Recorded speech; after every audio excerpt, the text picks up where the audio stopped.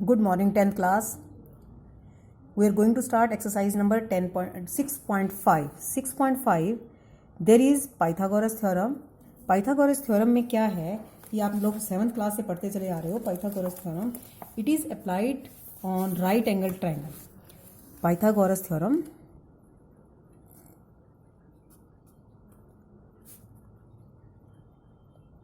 it is applied on right angle triangle. देखिए ये एक राइट एंगल ट्रायंगल है. राइट एंगल ट्रायंगल में मान लीजिए ये ए, बी और सी.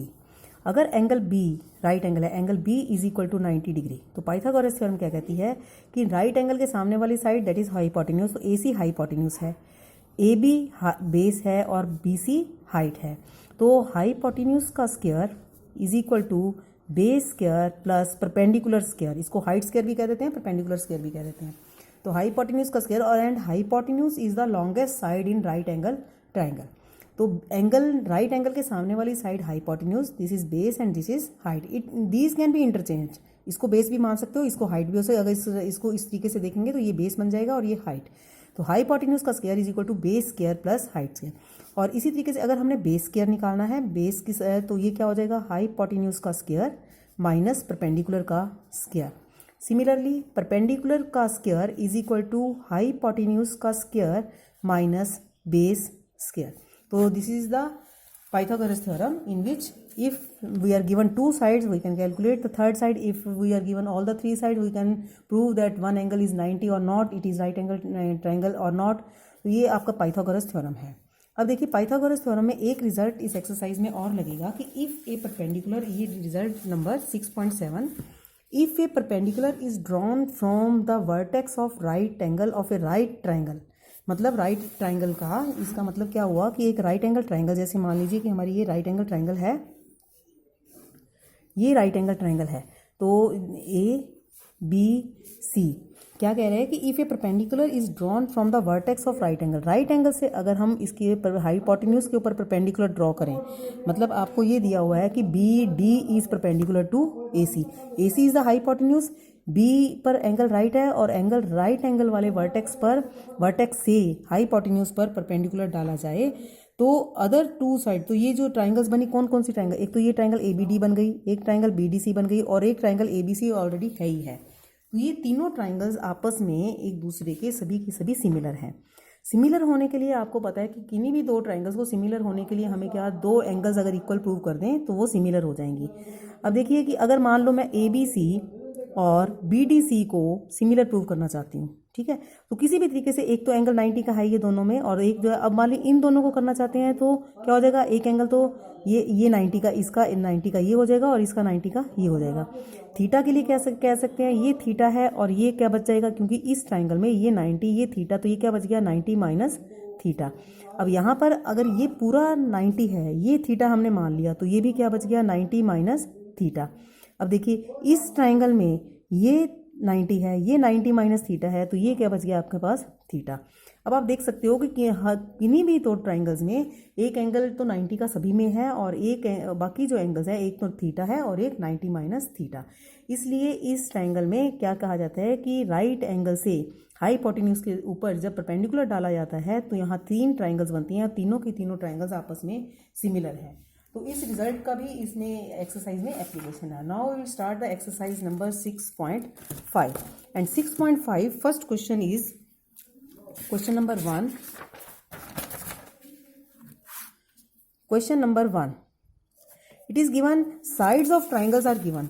ठीक है, आपको साइड्स ऑफ ट्राइंगल्स दी हुई हैं. ये parts, there are 4 parts, 7, 24, 25, 3, 8, 6, 50, 80, 100, 13, 12 and 5. कोई सा भी एक पार्ट हम करते हैं कि इसमें आपको प्रूफ क्या करना है, determine which of them are right angles. In case of right angle write the length of hypotenuse. एक तो है कि अगर राइट एंगल ट्राइंगल है तो हाइपोटेन्यूज जो है वो सबसे लंबी साइड होती है. तो हम इसमें से एक पार्ट कर रहे हैं. Let me take the first part, that is first part is 7. तीन साइड्स आपको दी हुई हैं, 7, 24 एंड 25 सेंटीमीटर. तो मैं इसको A is equal to 7 centimetre, B is equal to 24 centimetre and C is equal to 25 centimetre. जो सबसे लंबी साइड है उसको मैं C मान रही हूँ. तो अब लीजिए A square plus B square, A square plus B square को निकालिए, 7 स्क्वायर प्लस 24 स्क्वायर, ठीक है। This is 49, this is 576, add करेंगे 625, तो A square plus B square is equal to 625। अब निकालेंगे हम सी स्क्वायर। सी स्क्वायर क्या है? 25 का square, that is 625। So A square plus B square is equal to C square, ठीक है। तो इसका मतलब क्या है कि स्क्वायर और sum of squares of two sides is equal to the square of the third side, so it is a right angle triangle.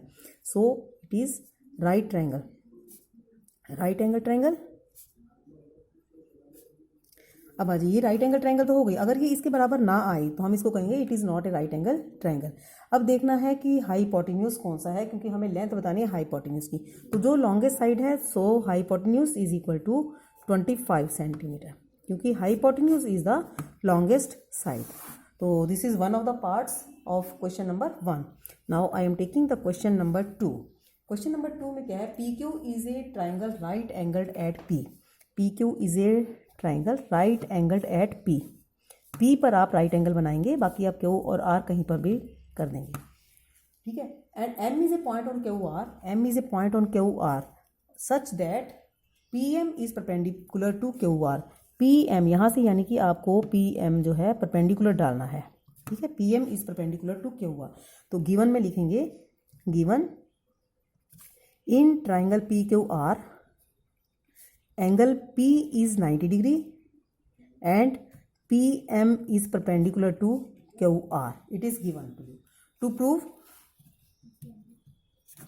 क्या करना है? PM square is equal to QM into MR, ठीक है। अब proof, अब देखिए कि ये क्या है, ये वही रिजल्ट आपका क्या लगेगा कि देखो एक राइट एंगल ट्राइंगल में राइट एंगल से हाइपोटेन्यूज के ऊपर परपेंडिकुलर डाला गया है, तो इसका मतलब तीनों ट्राइंगल्स आपस में सिमिलर हैं। लेकिन अब आपको जो ये रिजल्ट लाना है, ये रिजल्ट कैसे लाएंगे कि आपको कौन सी दो, क्योंकि 3 ट्राइंगल्स आपस में सिमिलर है, कौन सी 2 ट्राइंगल्स आपको लेनी है, ये सिलेक्ट करने के लिए आप ये साइड जो स्क्वायर वाली है ये देखेंगे P M square. P M यानी कि जिस जिस ट्राइंगल में जिस 2 ट्राइंगल्स में आती हैं वो वाली ट्राइंगल्स लेनी है। अब पी एम किस में आती है? एक तो इसमें पी एम क्यू में आती है और एक आर पी एम में आती है, क्योंकि पी क्यू आर में तो ये साइड आती नहीं है। तो क्या करेंगे कि बिकॉज यहाँ लिखेंगे in triangle P Q R, because P M is perpendicular to Q R, therefore कौन सी ट्राइंगल लेनी है हमने? ये 2 लेनी है। P M Q is similar to triangle P R M, P R M, A similarity, ठीक है। ए लिख सकते हैं, वैसे भी आपका रिजल्ट ही है कि अगर आपस में ये परपेंडिकुलर है तो तीनों ट्राइंगल्स आपस में सिमिलर हैं। अब देखिए कि आपको साइड कैसे लेनी है। अगर ये दोनों ट्राइंगल्स आपस में सिमिलर हैं तो देखो इसकी तो ये हाइट है पी एम, ठीक है। पी एम डिवाइडेड बाय क्या आ जाएगा? इधर से भी आपको ये देखो पी एम कैसे बनेगा, इसको क्रॉस मल्टीप्लाई करके तभी पी एम स्क्वायर बनेगा। पी एम डिवाइडेड बाय, अब यहाँ पर आपको क्या लेना है? क्यू एम, और P M divided by Q M is equal to this P M, और यहाँ आ जाएगा एम आर। मतलब पी एम इस ट्राइंगल की पी एम क्यू में ये पी एम, और इस ट्राइंगल की किसके बराबर है? किसके? एम आर के, ठीक है। तो उसी हिसाब से आपने P M upon Q R, क्योंकि तीनों sides proportional ratio same ratio में होती हैं, तो हमें सिर्फ 2 साइड्स की रेशो सेम चाहिए। अब इसको क्रॉस मल्टीप्लाई करेंगे, P M square is equal to Q M into M R, hence proved. This was your question number 2, and question number 2 and 3 these are the same questions. Question number 3 में बिल्कुल ये same है। Question number 4, I am taking now question number 4. ABC is an isosceles triangle right angled at C. ABC right angled at C. ये जरूर ध्यान देना है कि कहाँ पर आपका राइट एंगल। तो ये C हमने यहाँ बना ली, तो ABC ये एक आइसोसेलेस है, तो इसका मतलब AC is equal to BC। तो given in triangle A B C angle C is equal to 90, और क्या दिया हुआ है? ए बी आपको ए सी, क्योंकि एंगल सी 90 का है तो A C is equal to B C, ठीक है। ये क्योंकि हाइपोटेन्यूज तो सबसे लंबी साइड होती है, ये तो इक्वल नहीं होती, बाकी दोनों साइड जो है वो आइसोसेलेस ट्राइंगल में इक्वल होंगी। तो आपको टू प्रूफ क्या करना है? A B square is equal to 2AC square, A B square is equal to 2AC square. Proof in right triangle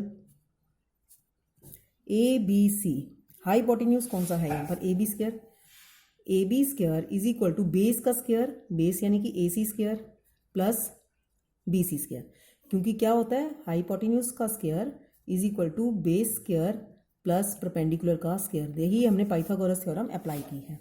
अब ए बी स्क्वायर तो एज इट इज रहेगा, यहाँ पर ए सी स्क्वायर भी as it is रहेगा, B C की जगह हम ए सी लिख सकते हैं, क्यों, because A C is equal to B C, it is given, यहाँ पर गिवन है ना, गिवन है ये,